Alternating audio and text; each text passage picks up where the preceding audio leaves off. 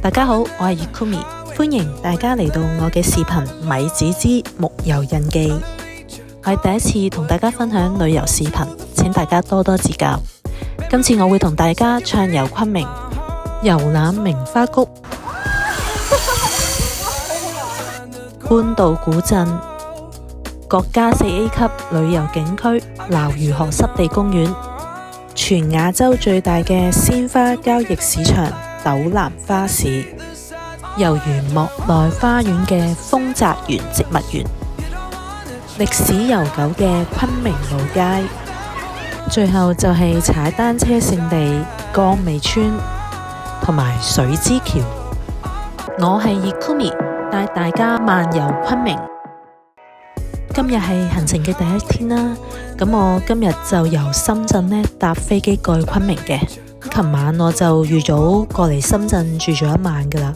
咁點解我會選擇由深圳搭飛機去昆明呢？因為呢，喺大陸嘅地方嚟講呢，咁如果由深圳出發嘅話呢，有機會個機票價錢呢會比香港平少少嘅。另外呢，就係班次會多啲密啲，同埋呢仲會有少少飛機餐食。咁過咗2個零鐘之後呢，咁我而家就到埗昆明啦。咁呢溫度呢就會比香港凍少少嘅。咁呢出咗嚟嘅時候呢，就見到呢度附近門口呢都有好多旅行社，咁就係可以參加啲本地遊呢去唔同嘅雲南嘅景點。而且呢度呢仲見到好多好靚嘅鮮花啦。咁其實我都有啲心喐喐想買翻去酒店嘅。呢個呢就係我住昆明嘅酒店啦，其實每晚都係百零蚊嘅啫，一個女仔住都 OK 嘅，最緊要乾淨同埋安靜咯。而家望落廁所都 OK 嘅。咁呢個圖就顯示咗我嘅酒店去唔同景點嘅距離同埋位置啦。其實我去所有景點都係打車嘅，最遠嗰個位置呢就係豐澤園植物園，用咗100蚊打車嘅啫。咁其他景點呢都係唔需要用到咁多錢嘅。離開酒店之後呢，我就打車過嚟名花谷，可以嚟呢個位置呢買入場券，價錢呢就係50蚊人民幣。但係呢，如果揾職員幫手嘅話呢，大約40蚊人民幣。由於時間嘅關係啦，我今日主要集中係去紅色圈住嘅位置。咁入咗場之後呢，第一個位置呢就係李子花海。由於今年嘅花期呢做咗10日，所以呢就睇唔到開滿花嘅李子花樹啦。咁真係有啲可惜嘅，但係唔緊要，一陣間入去呢仲可以睇到好靚嘅魚尾人。呢個蓮葉池配上楊柳枝，真係好靚，所以我喺度呢都影咗唔少相。咦？轉眼望過去呢，就係彩虹沙灘樂園，入去睇下玩啲咩嘅先。呢個我覺得好好玩啊！呢個都不過只可以俾小朋友玩，但我見到我都覺得好開心啊！哦，原來係要隔離嗰個人踩住個單車，跟住令到依架車上去，哇！仲要踩好多下先喐得好少啫喎，其實幾好笑啊！呢件事真係要俾小朋友先啦，大人真係好問水咯呢件事。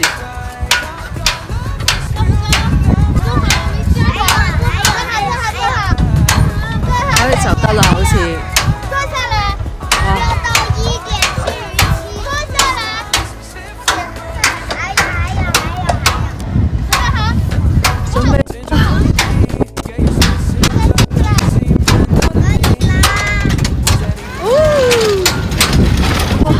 堅好玩喎呢個，真係第一次見，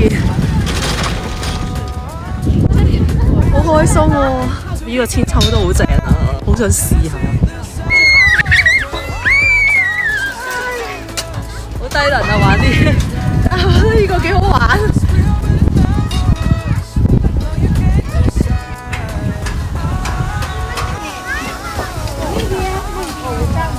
呢個正喎，好想試下呢個。今日呢變咗個大細路，我就係試呢個啦，好唔容易先坐到上去。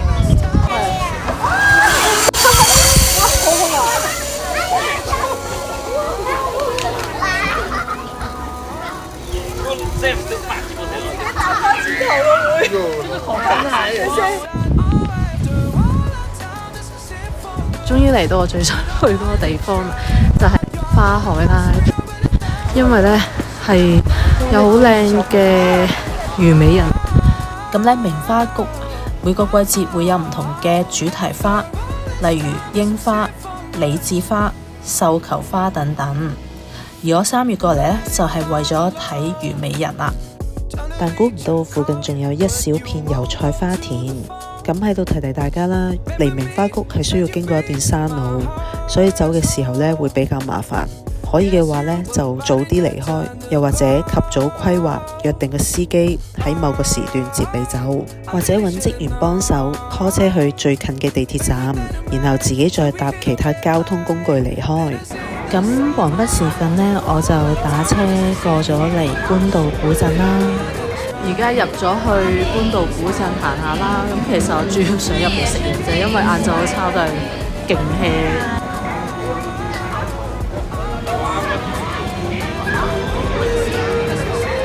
好得意喎，呢個景近睇呢，原來啲燈係有字嘅，放俾大家睇下先，好得意。啱啱呢買咗呢一隻超大嘅芒果炒酸奶，咁我覺得佢有少少似雪條咁嘅東西咯，咁酸酸地都唔係好甜嘅。咁我今日嘅晚餐呢，就係嚟咗呢間雲南道食雲南正宗過橋米線啦。咁點樣食呢？原來係先攪勻隻蛋，再按次序呢將啲蛋、肉、菜、米線盡快落去碗湯度，等佢熱一陣呢就食得噶啦。咁我今晚嘅嘢食呢，終於都嚟齊啦，有飯後甜品，有雞，大家睇下幾豐富。好啦，食完飯之後呢，我就繼續行下街啦。咁我以前呢係做時裝設計嘅，所以呢我都好中意嚟睇下衫。咁最後呢，我就買咗呢頂帽送俾自己啦。其實官渡古鎮呢係國家4A 級景區之一嚟嘅，而且呢有成1000年嘅歷史。古鎮呢仲保留咗明清時期嘅古蹟，例如呢個金剛寶座塔、妙庵寺就係其中之一啦。好啦，嚟到昆明嘅第2日，無奈呢一早就遇上大雨，所以呢我就將今日嘅行程呢調咗去鬧魚河濕地公園，因為呢落雨底下拍攝濕地公園呢係有另外一番風味。咁而家呢差唔多去到目的地啦。咁呢我而家仲未入場，不過呢喺呢度呢見到啲好靚嘅帽，所以今日戴唔到咯，同埋冬天戴呢啲帽可能有啲怪。哇，好靚啊啲花，哇，好大朵啊！咁我而家終於都入到嚟入口右邊最近水上森林嘅位置啦。其實我係為咗嚟遊覽水上森林而選擇嚟鬧魚河濕地公園嘅。咁喺呢一度除咗坐小貨車同埋玩蛙艇之外呢，入場都係免費嘅。咁呢，我講下啦，點解我會揀呢一個地方啦？咁我覺得呢個地方其實有少少夢幻，望住呢個牌呢，都有幾多地方想去嘅。我就先揀咗呢條路先啦，因為啱啱見到呢條路有啲人出嚟嘅。原來呢條路都幾多人嚟踩單車喎。呢個就應該係嗰個水上火車啊！好想睇下有冇機會坐。嚟到呢度，聽住流水聲，望住呢片水燦林，陽光透射，枝葉灑落，水面倒影樹影，感覺自己就好似嚟到一片不被打擾，猶如綠野仙蹤嘅魔法森林，每一步都充滿自然嘅驚喜同埋詩意。我發覺呢度嘅植物樹幹都會塗上一層白色嘅塗層，原來係為咗保護棵植物，起防蟲、防病、防凍同防曬嘅作用。根據地圖，我頭先係由左下角入口向右邊水上森林方向行到去盡頭位置，而家我先折返去河塘位置，因為呢，我想先介紹晒鬧魚河濕地公園裏面嘅所有景點。咁我而家由呢一個河塘嘅位置啦，行過去湖濱濕地。咁呢，行咗一陣呢，終於都嚟到呢一個湖濱濕地啦。哇！呢度個倒影真係好靚。原來呢度都好多人攞住個網呢嚟撈魚噶喎。其實鬧魚河濕地公園係喺呢個湖濱濕地同滇池嘅基礎上，為生態修復而建嘅人工濕地公園嚟嘅。呢度並唔係純天然形成。反而佢係通過人工種植水生植物，打造一個淨化過濾系統同埋鳥類棲息地。雖然呢一度係人造，但係生態價值就絕對唔輸得過天然環境。咁跟住落嚟，我就由啱啱介紹過嘅湖濱濕地轉移過去左手邊嘅中山杉林啦。呢度就係中山杉林啦。雖然個景有啲似水上森林，但係呢，大家可以見到啲樹木嘅倒影呢係非常之突出，所以呢，影起相上嚟呢都可以好靚。哇，真係好靚！後邊呢個好似啲彩虹光。跟住落嚟，我想介紹中山杉林上面嘅滇池沙灘啦。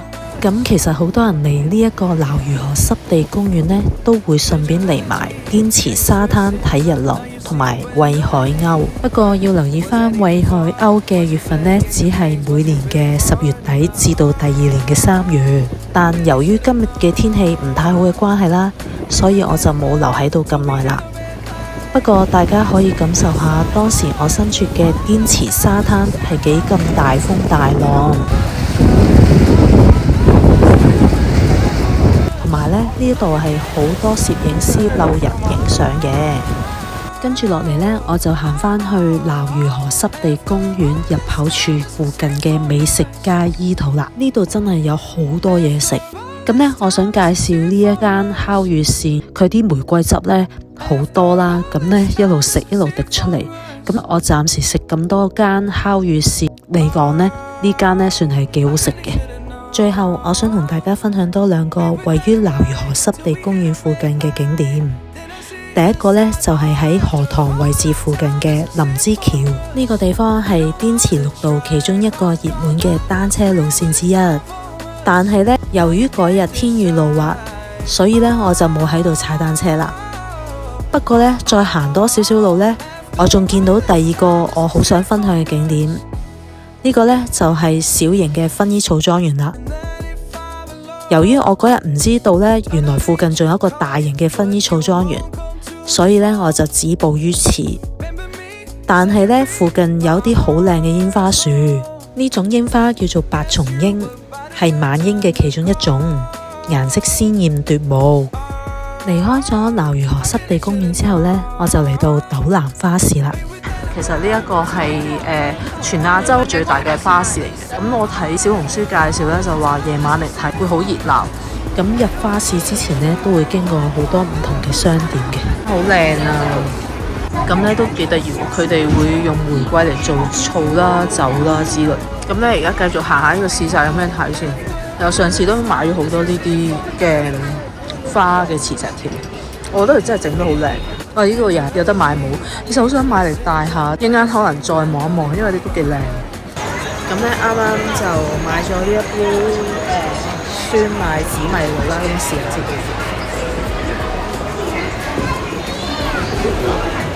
佢真係有啲酸嘅。咁呢其實呢，佢有好多選擇嘅，佢呢可以揀玫瑰味啊、抹茶味咁樣 mix 嘅，但係呢，我覺得第一次飲呢就會先試原味先啦，同埋呢，我試過係飲酸奶呢 mix 玫瑰呢係怪怪地嘅，所以我就雖然我知道玫瑰好出名，但我就唔會咯。咁呢頭先經過完個市集呢，我就未正式入去嘅，就喺門口睇逛下先啦。咁呢終於都睇到斗南花市啲花呢，仲要係好新鮮。哇！搞到我真係好想即刻買翻紮送俾自己。平時喺花墟買花咧，都冇依度望落去咁新鮮。哇！終於都見到啲價錢咯，5蚊一紮康乃馨，做好平喎。哇！呢隻紫色花我都幾中意。哇！菊花8蚊，向日葵5蚊咋。哇！仲有啲小盆栽喎，好得意啊！咁呢頭先係睇外圍嘅啫，咁而家呢就正式入去睇。哇！呢度真係超大，單頭玫瑰25至28蚊一紮20支喎，真係勁新鮮咯！出嚟啲顏色係有少少唔同嘅。哇！好誇張，158蚊咋？哇！正啊！黃色呢紮都好靚。哇！呢間就賣啲羊牡丹啊，好靚啊！我覺得呢隻深紫色。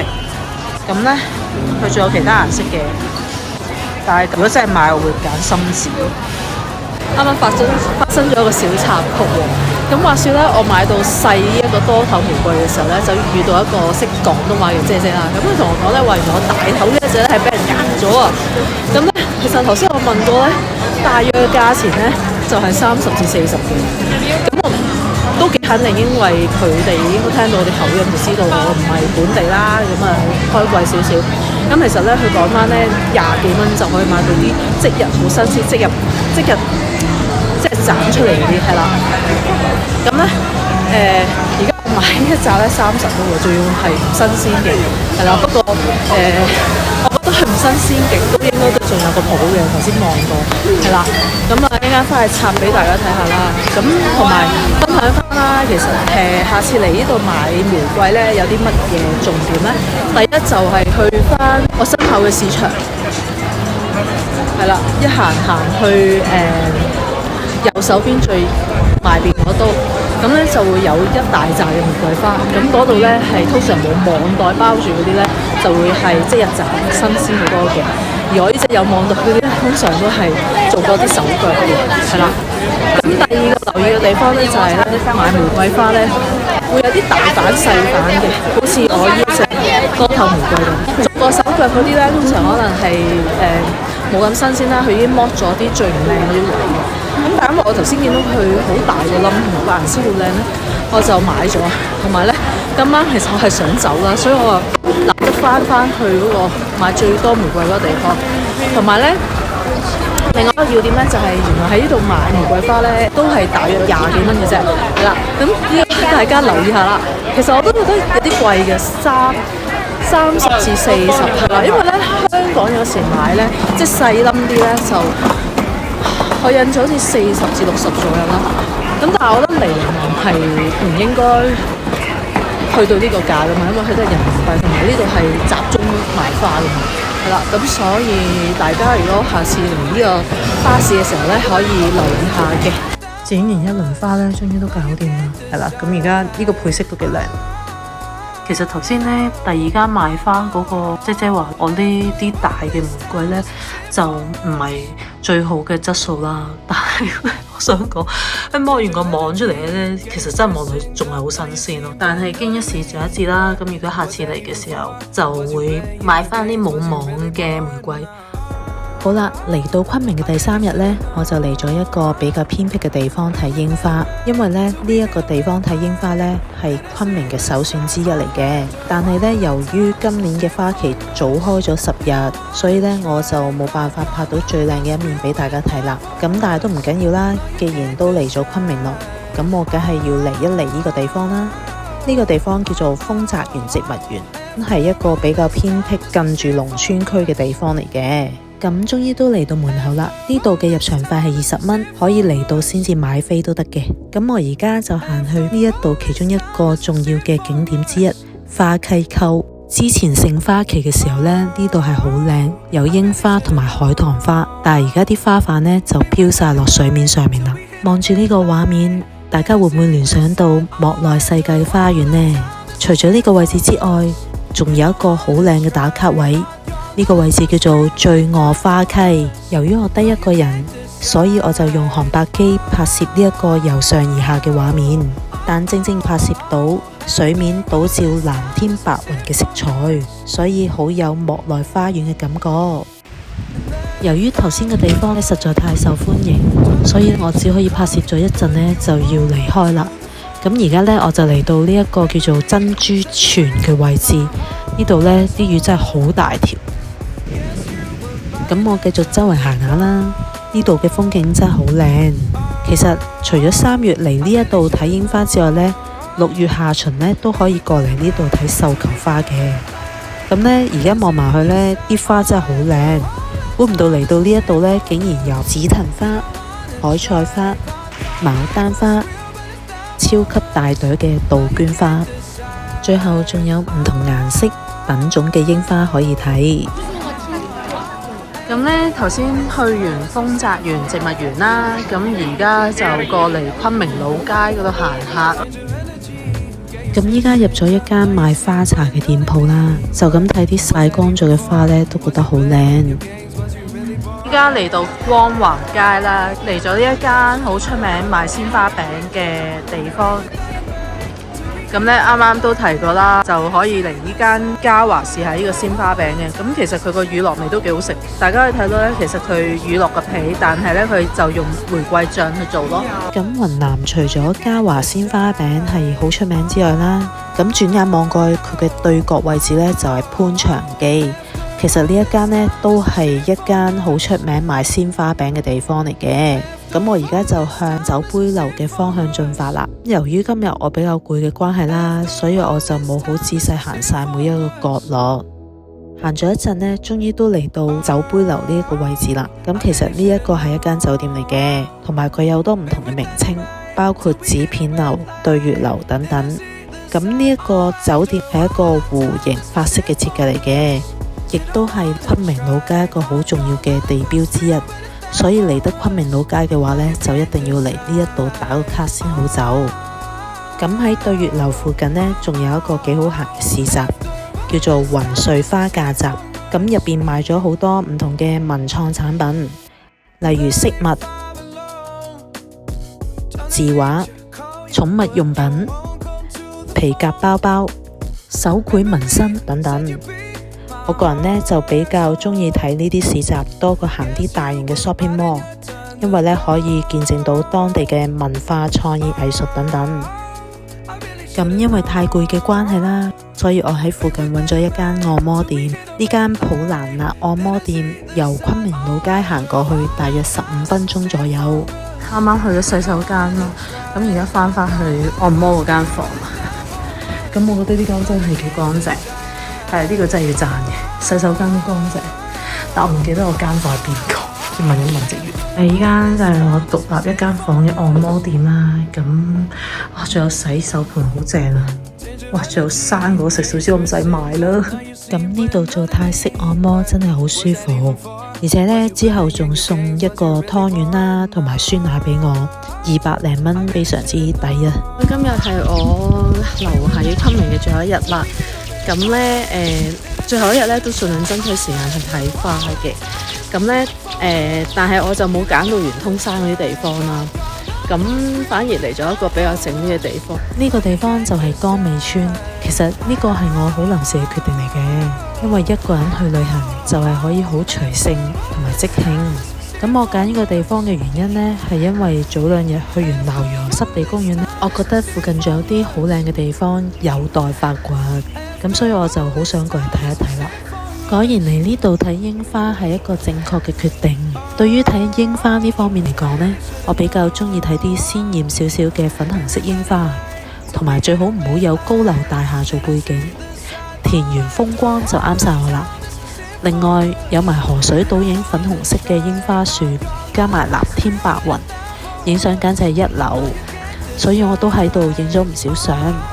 其實江尾村都係一個踩單車勝地嚟嘅，而且附近仲可以租單車。但係嚟雲南進行戶外活動，一定要好好注意防曬，因為當地嘅海拔比較高，紫外線都特別犀利。所以可以嘅話呢，就由頭包到落腳。咦，離遠望到一條紅色嘅橋喎，原來呢條叫做水之橋。呢條橋係位於滇池綠道江尾村同埋臥龍古漁村之間嘅，並以紅橙漸變色做設計，所以呢條橋亦都被稱為彩虹橋。咁呢條橋兩邊種咗唔同嘅植物，一邊就係杉樹，另外一邊就係油菜花田。不過要嚟睇油菜花嘅話呢，就要揀2月中下旬至3月上旬先可以睇到啦。由於我今日趕住搭飛機嘅關係啦，咁所以我最後嚟到呢一個滇池東岸就結束我今次嘅旅程啦。今次漫遊昆明，我主要目的係去啲獨特嘅地方賞花同埋睇靚景。如果大家都中意我介紹啲小眾認識而又獨特嘅景點嘅話呢，就記得訂閱、讚好同分享我嘅 channel 啦。拜拜。